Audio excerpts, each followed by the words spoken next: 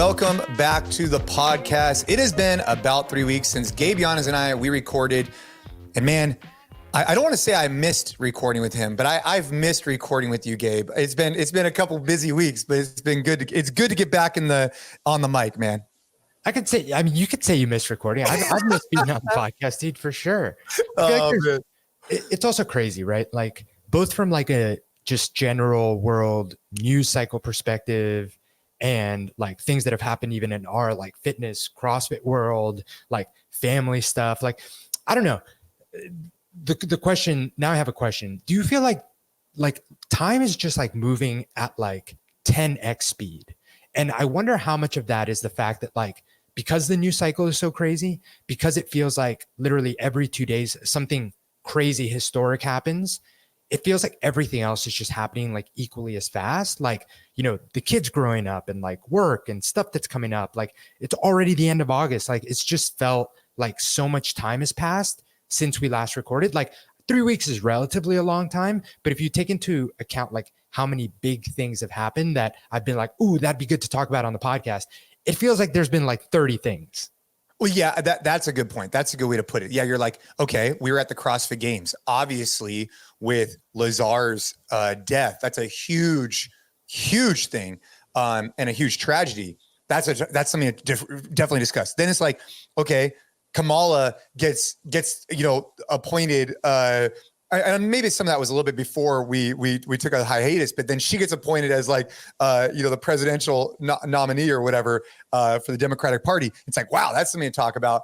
And then I went open water diving with my son. Like that's something to talk about. And it's like, and then obviously layer on like all the things, right? So yeah, man, time goes by fast, dude. And you know what I think it's a good thing to reflect on in your own life is that if you go 3 weeks and you look back, and you didn't do anything cool or different or have any kind of like experiences, like maybe prioritize some of those things because time does go by fast, especially with your kids. And if you're not setting up things to do with them, I think you're missing out on something. For sure. Are you still not bought into the idea of my your life in weeks calendar? I should just Amazon it. So when you come to my house, I have it. No, but I mean, it obviously it brings up a good point, is to look at it through that lens. And, my kids just went back to school like a couple of days ago and my daughter's going into 8th, my son's going to 5th and you start thinking about it, right? My daughter goes into high school next year and you start really like thinking, how many more summers do I have? And, I hope that we continue to have, fostered the work today to have a long-term relationship, obviously. But it's like, man, when they're in your house and when you look at these summers, like for example, next year for All-Stars for baseball, I know you and I talked about this at length over the podcast. I don't think we're going to allow, I think today we would not have Caden do All-Stars again. Because next year we really want to prioritize a cool trip before Ava goes into high school, because then it's like, you can't just travel as much. So you got to get it in when you can, is I guess the point I'm trying to make. And right now the kids are at a good age where they can wipe their own butt and they could actually enjoy us. So we might as well ride. I love that. Yeah. I feel like the wipe your own butt, like that becomes a big threshold. And like, it's never hands-off parenting and we're kind of joking here, but I could see that being like a level of independence with the kids that like, you could really start having fun with them. Like you're not doing a lot of stuff that you're like, I got to change a diaper. I got to figure out what this kid wants, even though all he's doing is crying. I have to carry them. I have to like all the things that obviously you do, which like, one thing that I try and think a lot about as a young dad and dad of like really young kids is like making sure that I am enjoying all those stages and not getting so caught up in I can't wait until I'm not changing diapers, until I know everything they want. Like there's going to be a time where like you miss them just babbling and not, having a word to say, but just making like the cutest noises. You're going to miss that stuff. So I do try and be good about balancing like, it's going to be so cool. And literally I can take him to a baseball game and we both genuinely enjoy it. Like we both like know what's going on and we're invested in it, whatever. Balance that with also just living in the present time and enjoying like the fact that he's, 1.5 now. And it's so fun to just see all the crazy things that he does. But anyway. Yeah. Unless you're, otherwise you're just chasing the next thing. Like, oh, when this happens, it's like, nah, dude, like, I'll give you a good example. I do want to talk about sitting bulkhead aisle in an airplane. Okay, I'm going to talk about bulkhead aisle, and then I want to talk to you about scuba diving, but I have a bunch of stuff I want to talk to you about. But bulkhead aisle, we talk about gas station ready. Remember we talked about that a while ago with Bear Hanlon, and he was talking about, don't let me forget it. Yeah. You want to be gas station ready. It's 2 a.m. You show up at a gas station, you're running out of gas, and you show up to a gas station at 2 a.m. Are you gas station ready? Where if shit goes down and you need to fight, are you prepared right there, right then? Gas station ready. Here's the next like evolution is going to be, are you the guy who sits bulkhead aisle? Are you that guy? And let me explain what I mean by that. So I was getting onto a Southwest flight and, or I was talking about Southwest, I'm a big fan, and Southwest is moving to preset seats and it's really bothering me. Okay. It's not really bothering me, but it's like, damn, that's a bummer. Is that confirmed? Yeah, they're going to like assigned seating. And when? I guess it's supposed to be in 2025. Whoa. So yeah. And I've always loved Southwest because I pride myself on being bulkhead ready. And bulkhead ready means that you choose to sit in the front of the plane closest to the aisle, because if shit goes down, you feel like you're the most capable to defend the plane. And I pride myself in that. And so I'm telling this guy, I'm like, yeah, dude, I always sit bulkhead aisle. And if I can, and obviously if the flight allows it, I'll make sure that I get there. Right. Because I figure like, dude, I always have my seatbelt off. I am ready. And that should be, everybody listening to this podcast should be that guy. Like, you don't necessarily have to sit in the bulkhead aisle, because I don't want to have to fight you over sitting there, but you should be the guy who could be that guy. Just in case someone tries to charge the cockpit, dude, you're fucking ready. I like that. Who needs a flight marshal when you have Jason Khalipa in the bulkhead aisle of your plane? It was just funny because this guy was asking me like, wait, why do you like bulkhead aisle so much? I'm like, oh, all right. Like, I've been waiting for this moment my whole life to explain why I always sit there. And I just clearly communicate with him like, dude, like, but that type of confidence comes from years and years and years of training. And so if you want to be the bulkhead aisle guy, start training today, and maybe 5-10 years from now, you'll start feeling that level of confidence. And, but then again, if there's someone who has more confidence than me, they could take that bulkhead aisle, I'll get right behind them. So I've been traveling a lot. And so now that I kind of pump myself up a little bit on the bulkhead aisle, I'm going to humble myself real quickly. So I found the example of the best coach I've experienced in quite a while with my scuba diving instructor. So Kate and I spent 3 days getting ready for the scuba diving trip in the pool. And then I go to the CrossFit Games, and Lazar tragically drowns. And I didn't realize at the time how much it would affect me that the following week I was going to be in 40 feet of water, 60 feet of water, doing drills, scuba diving, and with my son. And so it really impacted me because I'm on this boat heading out in the middle of nowhere. We're probably headed like an hour away from shore. And yeah, the water's nice because we're in Turks and Caicos and whatever else. But I knew that we were intentionally going to go do drills at the bottom of the ocean at like 40, 50 feet. And it really messed with my head, man, that just how fragile life can be, right? Like how like this guy who's a water polo player, great swimmer, can drown. Like it wasn't like, oh, he almost drowned. It's like, no, that happened. And that was tragic. And so I'm on this boat, dude. I just, I got to tell you, just as a dad, it was very difficult to balance. Like, hey, my son really wants to do this, but this like reality just set in, and it's like, what should we be doing? That was like my thought process heading out. And then I'll tell you more. No, dude. I mean, it's so true. Like, everyone deals with stuff like that, loss of someone, grief differently.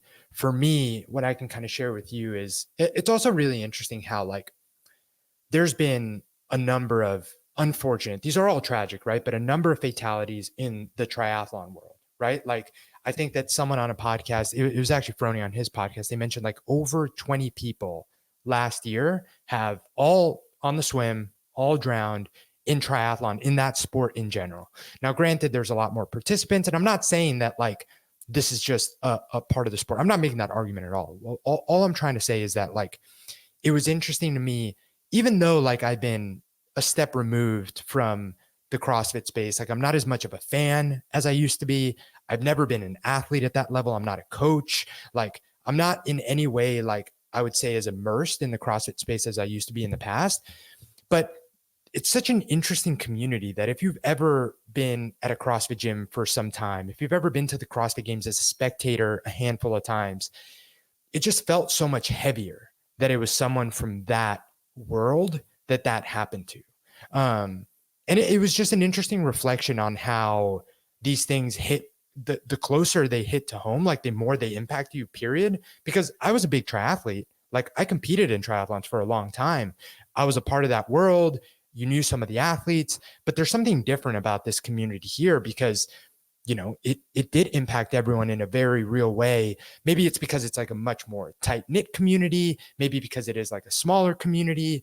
Maybe it's also like a part of like the role that media plays now. And the fact that like, I felt like I got to know Lazar so well after, even though to be perfectly honest, I knew honestly nothing about him prior, aside from the fact that he was a games athlete. I know he did one of the open announcement videos, but like the constant media of like little clips of him and who he was and stuff, like you also just like get all this like personality and like almost get to know someone, and that makes it so much more real and so much tougher. And I can only imagine what that was like for the athletes that knew him, his training partners, his coach, like, geez, like his brother and his girlfriend that were there. Like I can only imagine.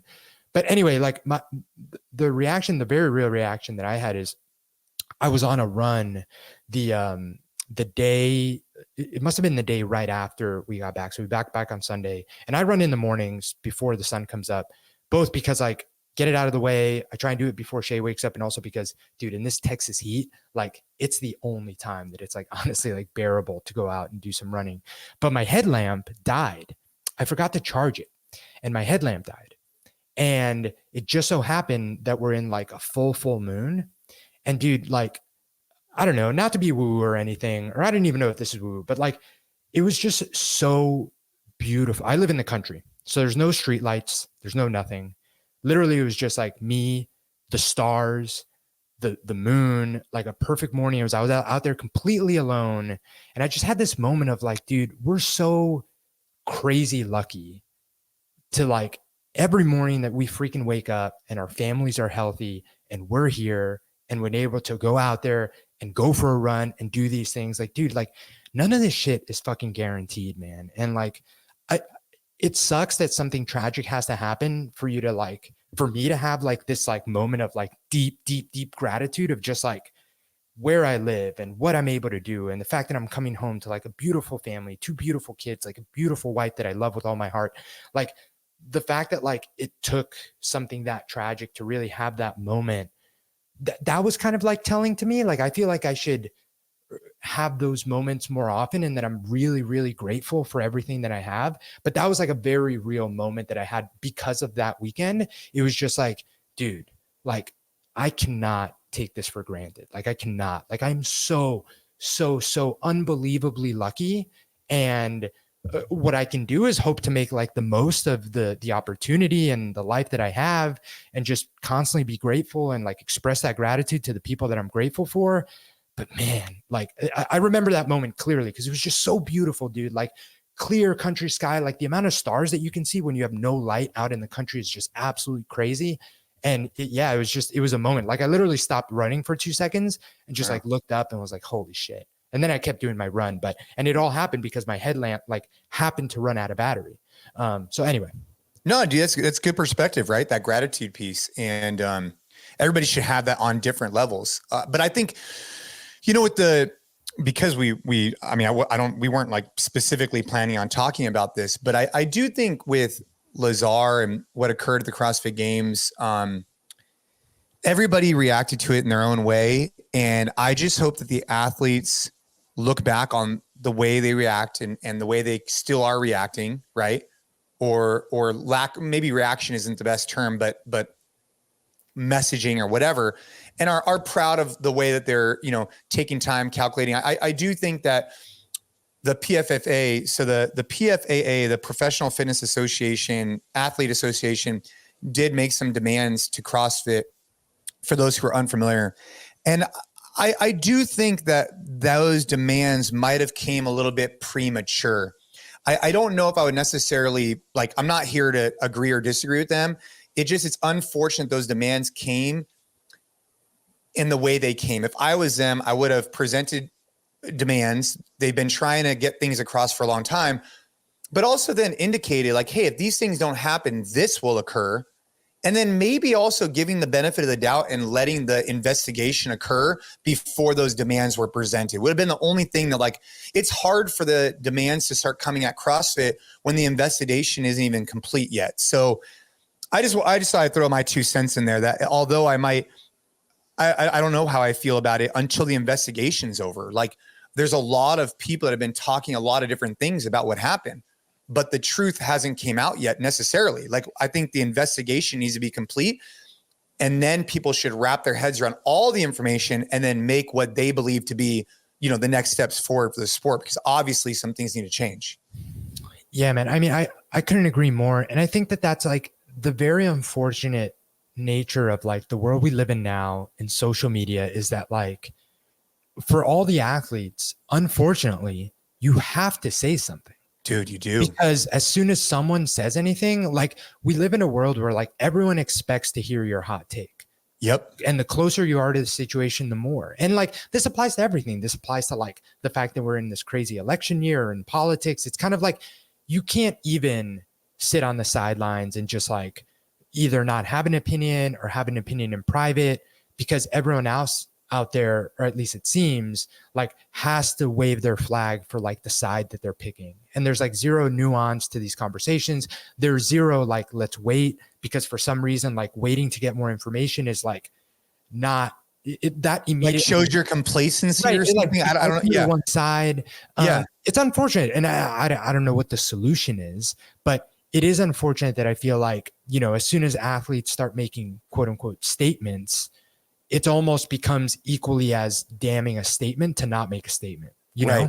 Right. And that's the pressure that the athletes felt. I could speak from experience on this, that I do not envy the position that the athletes of the CrossFit Games were under when this happened, because they're under a lot of pressure to make statements and have their opinions heard. And then it just starts to magnify. They're getting messages nonstop from people. Why aren't you talking about this? Why aren't you talking about this? And some people might feel hey, I want to take a moment. I want to know the information. I want to, grieve in my own way. But man, the community comes out strong and really wants to hear what's going on. And I think time will tell. I think we should recircle on this once the investigation is complete. I will say this about Dave Kasha, because I think it's fair to say for anybody listening, I've known Dave for 16, almost 20 years. I've spent countless time with him. And although I think that there was a lot of mistakes made and it's detrimental what happened, I don't think that Dave ever intentionally had any ill intent or ever wanted to see this happen. And anybody who thinks otherwise just doesn't know him. I just think it's unfair to assume that he ever wanted this to happen. I don't know. I've seen that circulating, and that's just, I don't think any human being ever wants to see this happen, especially someone that's so tightly knit to the games as Dave does. That also being said, change need to occur. Safety measures were not in place effectively, obviously, but I think that giving a little bit of time, I think, is necessary for the investigation to fully go through. All right, we're going to take a quick pause from the podcast here to talk about the Train Hard app and everything we have coming up in the month of August. So we just launched a sand program. So for anyone that's just been on the fence about joining and doesn't quite have the access to the equipment, maybe you don't have the time, the space to dive into Force Flex and the other programs that are a part of the Train Hard app, we've taken away all the excuses. We now have a program. It's 10 weeks, 4 workouts per week that require 1 and one piece of equipment alone that you can also get right on the Train Hard shop. We are making it so easy. We partnered up with GoRuck. We have their sandbags available on the Train Hard shop. These things are so durable. It's going to last you for years and years. So you should feel good about making the investment with such a versatile piece of fitness equipment that you can also take with you on trips so that you have no excuses and you never let your momentum get to zero. So the SAND program is 10 weeks, 4 workouts per week. There are intervals, there's mixed modal days, there's longer conditioning days, there are short, spicy workouts. You get a little bit of everything so that in those 10 weeks, you can absolutely improve your fitness, improve your conditioning, improve your body composition with a program that's so simple and only requires one piece of equipment. So if you've been on the fence, you now don't have an excuse. Grab the SAND program from the Train Hard shop. It's also available as part of the Train Hard app. So if you're on the Train Hard app and you just want to change things up, boom, you have access to SAND there. We also have a new cycle coming up in Flex that is going to get you so strong. So we have nothing but good things coming here in the month of August. Check out the Train Hard app. Check out the Train Hard shop. Check out the SAND program. Let's get back to the podcast. Yeah, man. And another thing that you pointed out that I really appreciated and was so true.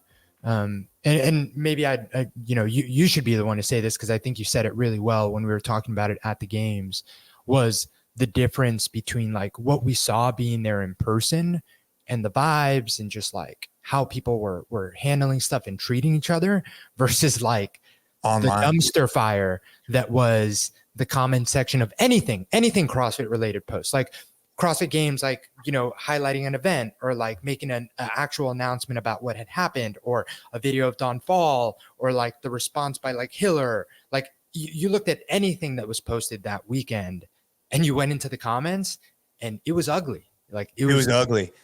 And it's funny because I got a lot of texts from people, and I saw some people recently like, oh my gosh, online, it was just, we try and pride this idea of community and the jiu-jitsu community, the CrossFit community, the fitness community. And we use this term. And I just feel like, man, sometimes people need to take a deep breath and be like, are you really a part of the community? Or are you just trying to start this surge of negativity? Like it's just so polarizing online. And it's so unfortunate because when you're actually in there in person, it's not that people weren't feeling emotion. It's not that people were dismissing what happened. It's not that they didn't think it was an absolute tragedy, 100% non-negotiable. But what they also realized is like, dude, we should come together as humans and just have conversations and be there for each other. And that's what we did with the men's club. And, we said a prayer for Lazar and his family, and we got to work and we did hard things together and we connected. And I just feel like more times than not, if you take two people that are just fighting online, you just put them in a room together, they probably have more things in common in what they're thinking than differences. But you can't see that online. It was a very, very clear example of that, I think, at the CrossFit Games and what I saw online versus what I saw in person. Yeah, more things in common than they have different. And also like, you just would never say the things that you would say to someone online behind a screen, behind, a lot of these accounts. Like it's not even people's names or people's faces. Like, it's so easy to cast stones when it's anonymous. But if you're in it, like face to face with other people, even if you completely disagree with their take on something, you might even point out that you disagree, but your people are generally in person respectful. They're generally in person, not trying to be hurtful, demeaning, whatever. But it's just so easy through comments, DMs, through a screen that people default the other way. And I think that, like we've talked about this in the past, I think the problem there is the less time that we're spending face to face with people and more time interacting with people through screens.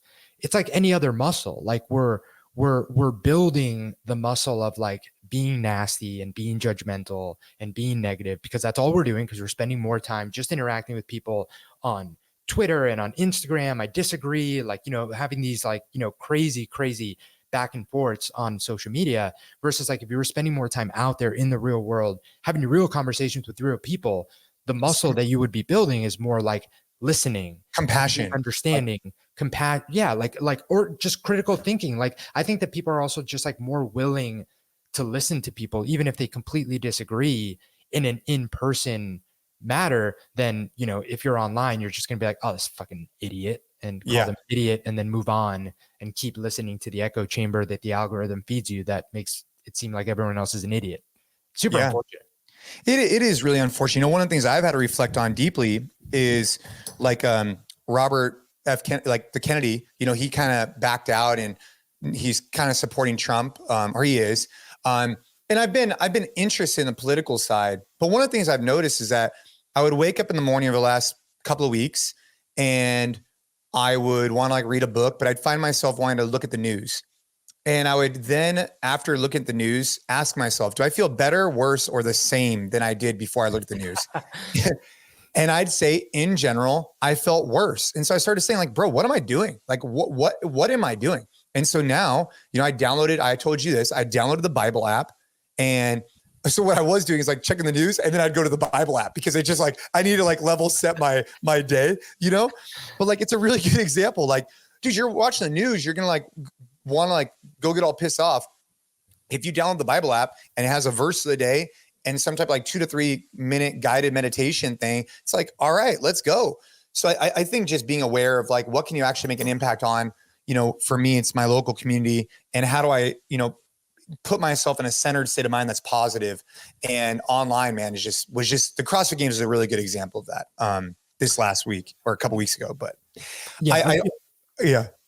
just a real life, like tangible, more immediate community example. But you bring up politics like that, I think is the biggest kind of like manifestation of a lot of the things we're talking about, especially going into what's a highly heated election year. So man, the news thing is a good point too, dude. Like, you just have to like, because I get that people will say that you have to be informed and that you should participate in this system that in large part is built off of us participating, right? Like I love this country.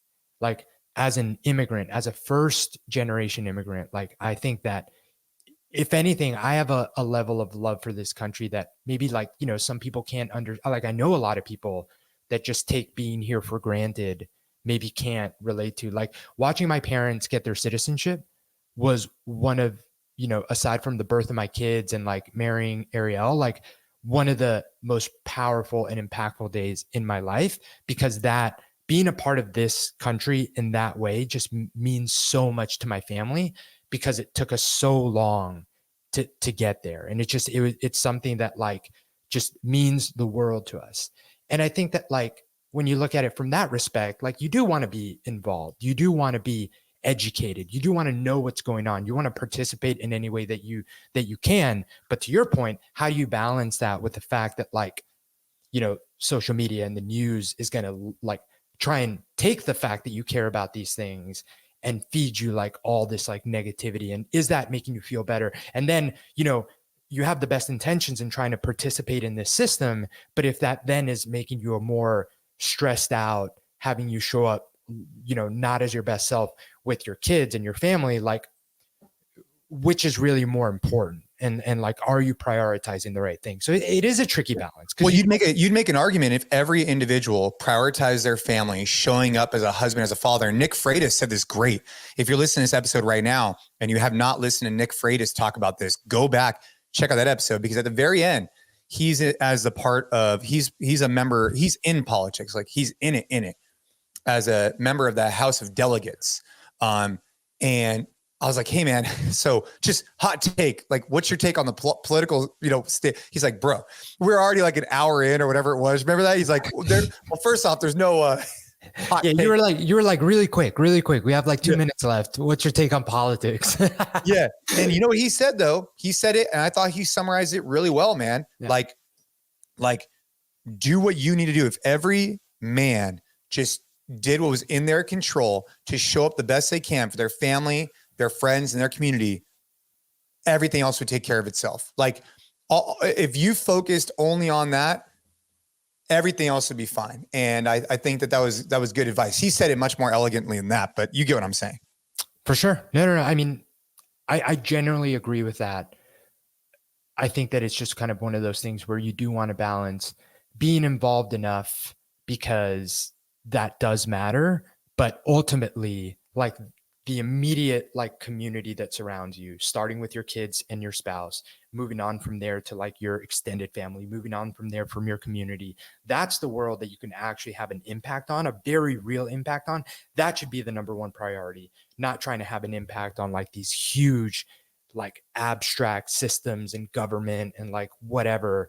Does that stuff matter? Of course. But like, what matters more is like what you actually can impact, which is your family and yourself more than anything. Dude, so I'm on a boat ride, right? I got to tell you about this. So I have Lazar in my mind. I do, right? I have him in my heart, in my mind about like the being fragile. Like life is short, and here I am, my 10-year-old son who really wants to get scuba dive certified. And we're going out in the middle of the ocean because the way it works in Turks and Caicos, the water is just too shallow. And then you end up getting this shell, like this basically in the ocean. It goes from 60 feet and then it drops 7,000 feet on this like, I don't know what you call it, wall, right? And so I got to tell you, man, like, dude, the coaching was so good. If you're a coach out there right now, listening to this guy did such a great job threading the line between like too little and too much. And he did it without even using words, which I was just like, I feel like on one of our Coach Like a Pros that are coming up in the future, I need to use him as an example, like, because he did it all without using words at all. And he coached the shit out of me. So we get like a mile out or an hour out, and we're getting all our gear on. And I tell the guy, I'm like, look, dude, like someone I know just, passed away from drowning, and like, it's affecting me. And my son had a private instructor and I had an instructor shared with 3 other guys. So it was 3 of us. And he's like, dude, I got you. I was like, okay. I was like, all right, whatever. So we put our gear on and we get in the water, and I put my regulator in the water and I start breathing. I'm like, okay, this already feels weird. Like the water was kind of choppy at that point. We're way out in the water. I'm like, dude, I don't know. And I start getting in my own head, dude. And so we start pulling ourselves down a line to get down to 40 feet where we were going to do our drills. And 40 feet isn't super, super deep, but it's deep enough that like, you don't want to have something mess up at 40 feet. It's not the end of the world, but it's not good. And so we start down this line, and I'm at the front of the line, and there's 3 guys right behind me, then Caden and his instructor. I get maybe 5 feet under the water, maybe. And I look at my instructor. I'm like, I'm basically the sign for I'm out of air, right? Like I need to go up. I'm out of air. I am not okay. Like I'm not okay. And dude, keep in mind, we're like 5 feet down on this rope, and I got guys right behind me. And he looks at me, he's like, this is a universal science. So if you're listening to this, if your thumb and your whatever that, like the okay sign, right? Like it's a question and an answer. So you ask a question, are you okay? And then I'm supposed to either go okay or not okay. And he asked me, are you okay? I said, I am not okay. I need to go back up. So this happened 3 times, dude. 3 times as I'm pulling down the rope. I like legitimately was like, dude, I cannot do this. And he coached me through it without using any words, got me down to like 20 feet. I composed myself, and we ended up having a great dives. But it was just a really good example of like knowing your audience. He knew I was going to be okay. He knew I was going to be safe. He pushed me though. And then for me to mentally break through that. And now like it's done. I'm good. Like I could go experience that again and be fine. But it was a good example of coaching, threading the line, and me probably being a little bit of a wimp. Those 3 things. So I have a couple questions. Question number 1, what did he do though? He didn't do anything. That was the thing. So like he's sitting there, I'm pulling myself down this line. But so what I'm getting at, he did something. And what I mean by is, at least how I'm understanding it, he didn't see you say that and I was like, okay, let's bring you up. Right. He was like, no. He looked at me some time. Right. He basically looked at me like, dude, like kind of put his hands out like, it's okay. It's okay. You're going to be okay. You're okay. You're okay. He just kept like over and over. And I'm thinking to myself, bro, if we're on the surface, I'd be like, screaming like, I'm not okay. Cause I mean, dude, you got to figure like you're going down this rope. I got these guys behind me. I'm thinking about this. I got my son back there. If Caden wasn't there, maybe it's a little bit different, but I felt like I was being irresponsible. I don't know. It was just like really like a full emotions. But this guy, man, he just did such a good job. He didn't even have to say anything. Like, what did he do? He just looked at me in a certain way, like, bro, like, what are we doing here? Like, I got this. Like, it'd be like you being super nervous to deadlift and me just being like, bro, like, I got this. You know what I mean? I don't know. He exuded confidence. There's what it is. That was what I think that's another part of it too, right? It's like, he's obviously not freaking out because you're freaking out, because he could easily be like, oh my God, like, you know, this guy probably, you know, is very invested in this lesson. Like, now he's nervous. Did I do something wrong? Like, if he gets all agitated because, you know, he thinks that maybe he had something to do with you not being prepared to be there, then I could see that easily spiraling into like, now you either don't do the diving or it ends up being like a terrible situation. You have to wait on the boat the whole time. You regret it. Like, I think what he did, just to kind of like be able to like verbalize that for any coaches that are listening, or just, I think that this applies to a lot of things. It's like, he had the confidence to know that like, A, nothing's going to happen to you. B, like, worst case scenario at that point, you like what? Let go of the rope and like swing up or like whatever, like you're going to be fine. So him staying calm, I think, is the most important thing. And then the other question I had for you though, and you mentioned, you think it would have been different if Caden wasn't there. So if Caden wasn't there, do you think you would have been less like, you know, agitated by the whole situation? Like, you think you would have done better, or do you think you would have done worse? So I don't think I would be there if Caden wasn't there. Meaning, like, I don't even think I would have been diving in the first place. Yeah. Right? Like, but the fact that I made a commitment with Caden, it made it hard, because you're, as a dad, this was a really powerful lesson for me. I think any dad listening needs to reflect on what this means for them. Is that at some point your child will want to go do something that could be perceived as dangerous, right? Name the thing. Learning how to drive a car. You know, I take my son to the shooting range all the time. We work with knives a lot, like knife, you know, for cooking and whatever. There's always going to be a layer of some type of danger and risk. Nothing's ever going to be perfect. But at some point you got to ask yourself, hey, am I putting out, is there too much risk here? Am I actually doing him a disservice? And I think that was the part that was affecting me, is like, am I being a good dad here? And by the end of it, I did feel like I was being a good dad, because he really wanted to do it. I had him a private instructor that she did an excellent job prioritizing his well-being. And so for that, I feel like we broke through, dude. And it was like one of the most amazing experiences of my life. But it could have been so much not that if this guy wasn't as comfortable and confident as he was. I guess is now that I'm talking about it to you, that's what it was, man. His level of confidence was so there, and his comfort, that he knew I was going to be absolutely fine, that it only exuded that into me. And I knew that we would all be fine. You know, that's what it came down to.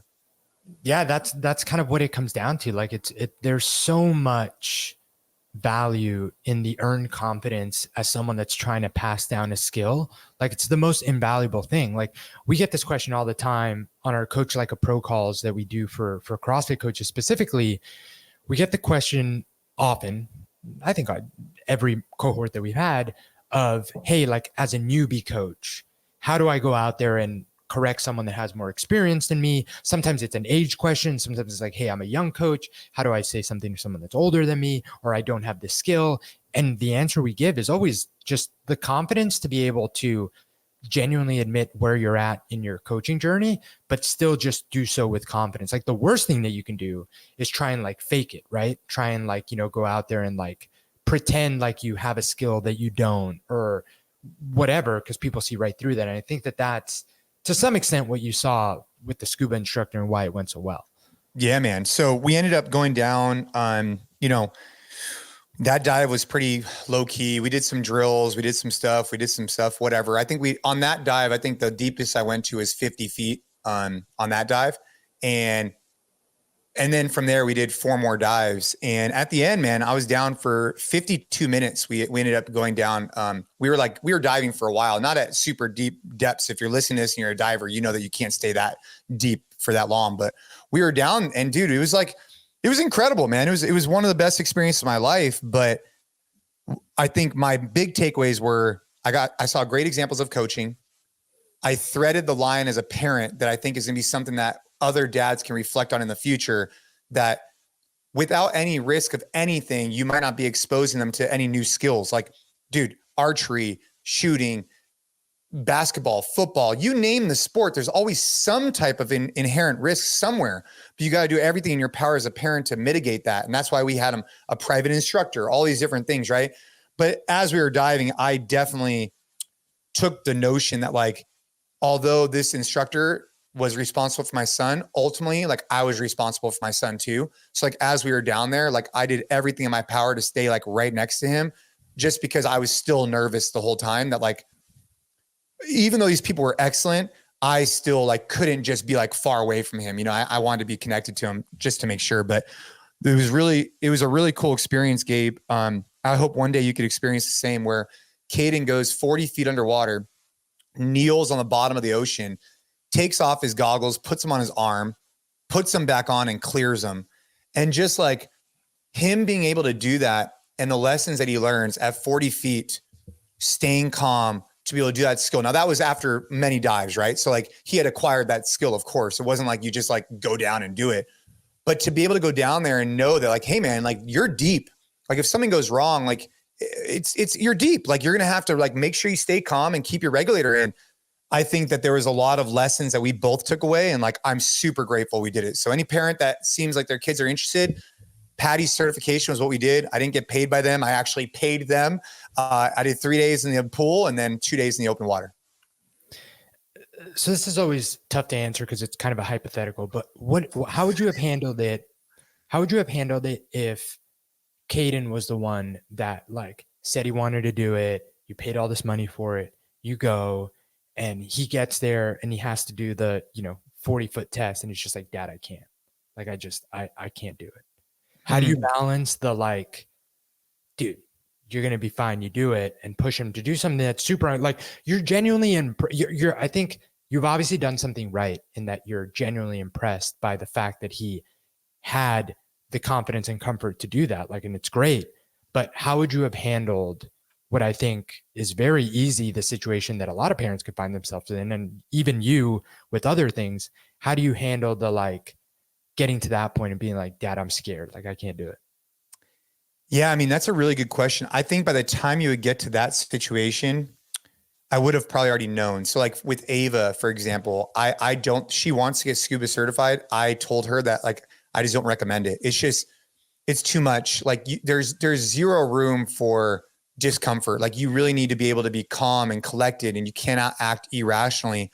And so I think for her, like snorkeling is excellent, but when you're 40 feet underwater, you have to act with comfort and confidence. And I think that you could already see that as you're building up through the lessons. And so I think if Caden had said that to me, I would have obviously deferred to his instructor and had that person like work with them, because they've seen it hundreds and hundreds of times. But if he still didn't feel comfortable, we just wouldn't have done it. Like the risk is too high. You know what I mean? Like it's not, or maybe I would have said, hey, why don't you work the skill at 10 feet, then 20 feet, then 30 feet, and then we can go down to 40. And I'm sure his instructor would have said that, but because you're in the water, because you're so deep, I don't think that's one of those like learning lesson opportunities. I think there's many others we could have done way higher. You know what I mean? Yeah. It'd be like trying to like drive a car at 100 miles an hour and use it as a learning lesson instead of like doing it like at 10, like it's too extreme. But nonetheless, yeah, man, it was an incredible opportunity. And that'll go down as like one of the, like another experience what we talk about. We talk about protect and provide, and I take that really seriously. And this was an example of being able to provide experiences for our children. And it's just one of many that I hope to have, For sure, man. For sure. Do you know the story of the Finnish divers? It was Mr. Ballin had a podcast about. Is there a book? There's a book on this, right? There's a book and there's a documentary. I think there's a book, actually. I'm not sure about the book, but there is a documentary and I've heard, I haven't watched it, but I've heard that the documentary is like, it might as well be a horror movie because it's fucking terrifying. So it's a story of like their resilience and whatnot, right? Isn't that what it is? Well, so 5 Finnish divers set out to do this like crazy dive in like these tiny caves in Norway, end to end. Some of it, which had not even been like, it's never been like, no one's done that dive. So they were essentially going to do it for the first time. So like, you don't know what's there. You don't know if there's even like a clear path to go end to end. And at the end, 2 of the divers of the group died and 3 suffered decompression sickness. So, but then here's the crazy thing. Then the Norwegian authorities like wanted to get an international team to go recover the bodies because 2 of the bodies of the dead divers got stuck in the cave. Because the whole thing that had happened, and this was the podcast episode that I listened to, was they got to a point where like essentially you had to take the tanks off to get through because it was so narrow, and then put the tanks back on. And one of the guys freaked out and, you know, lost all his air and got stuck. And then because he got stuck, the crazy thing about this dive is that they were going to end, and you wouldn't have enough oxygen once you get past a certain point to go back. So it's not like you can get to the point where you realize that the diver ahead of you was stuck and then be like, well, I'm just going to go back. Like at that point, you don't have enough oxygen to do that. So you either have to find a way to get him unstuck, or you're also going to just be stuck there. And that's what happened. So the guy got stuck and the guy behind him couldn't get him out of like the spot or something? Couldn't get him out of the spot. Yep. And then he ended up getting essentially stuck too. And then the other guys took their chances going back, but they had to go back so fast because they were going to run out of oxygen that they got really bad decompression sickness because they couldn't spend the time at every level to. I wonder how deep they were. They were probably hella deep. Dude, I don't know, but like, this is the kind of stuff, dude, it's so terrifying. Dude, you imagine it'd be pitch black. You got a guy in front of you who just died, and you got to, oh my God. Who's your friend? Who's like, right? Who's like, your friend? Like, right. And you have to like stay calm and figure something out. But anyway, the crazy thing and what the documentary is about is that then a group of divers without authorization, because like the government said no one's allowed to dive there again, went back to recover the bodies. And that's what was filmed in the documentary. And all of them survived? I think so. Yeah. I think wow. And the whole story too is that like it was the survivors. So the survivors from the original dive just had like a level of survivor's guilt to where they had to go back and get their friends' bodies out, knowing that this was such a dangerous dive that it literally took 2 of their friends' lives. So knowing the risk of it, they went back and did it. So wow, it's on my list of stuff to go watch. It's super interesting. But I think someone sent me that book. I think there might be a book on this or something similar. Hey, I wanted to mention on the damn, I was gonna say something about the scuba. But oh yeah, so dude, I was showing you. I was texting with you, bro. So we get back on the boat, and one of the guys, dude. So this is our first day scuba diving. Jason, this is an insight into Jason's brain, dude. So we get back on the boat, and we're on our way back, and one of the guys loses feeling in his left arm and left leg or something along those lines, and he ended up coming down with not DOMS. The bends, right? So he ended up getting nitrogen in his blood. And so he stayed down too long and came up maybe too fast, arguably. And so he ended up like, you can only do these calculators tell you exactly how long you can stay down for at exactly what depth. And like, you have to listen to it verbatim. Otherwise you can have some major issues. And so he gets up and everything was fine. And then boom, so there happened to be a cardiologist and an anesthesiologist on board of this boat. So they put this guy on oxygen. We rush him in. They throw him to the hospital. He had to be in a decompression chamber for like 4 or 5 separate sessions to get his body back to normal.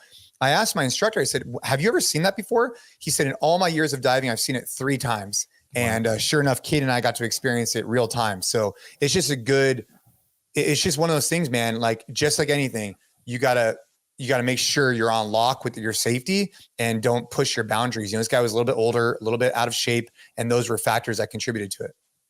Always does, man. Always does.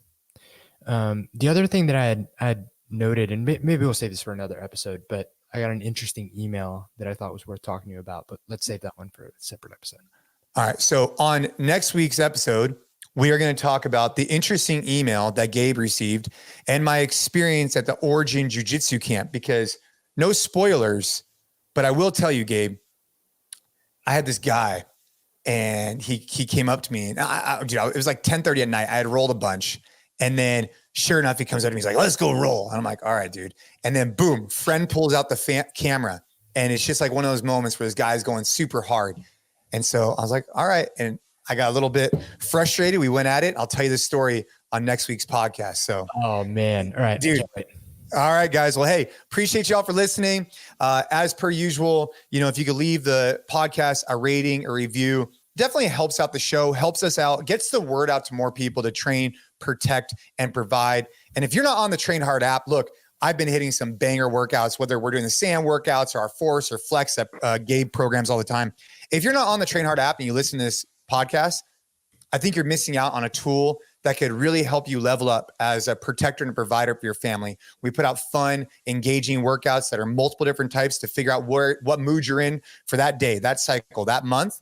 And I think we're doing a great job. So make sure to check out the Train Hard app and leave us a rating and review. But without further ado, have a kick-ass day, and we'll see you again next week for another episode with Gabe and I.